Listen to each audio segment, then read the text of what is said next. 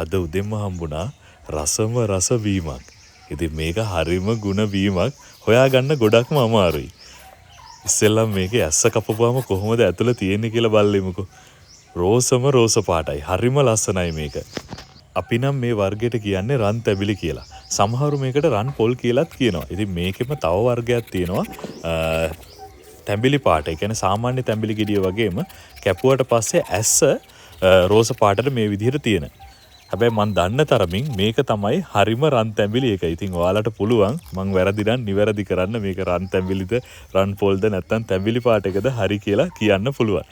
මේක ගොඩක්ම ගුණයි බෙහෙත් වලට ගොඩක් අය හොයනවා. ඒ වගේම තමයි මේකේ තෙලුත් ආයුර්වේද වෛද්‍ය විද්‍යාවෙත් ගොඩක්ම වටින බෙහෙතක්. ඉතින් මේක පැලුවට පස්සේ ඒක ඇතුළත් රෝස පාටයි මේ. ඇතුලේ අර කට්ටත් රෝස පාටට තමයි තියෙන්නේ. ඔයාලට පේනවා ඇති. ඒ වගේම තමයි මේක හරිම රසයි වතුර ගොඩාක් තියෙනවා. ඉතින් බැරි වෙලාවත් විකුණන්න තිබුණොත් අනිවාර්යෙන් try කරන්න.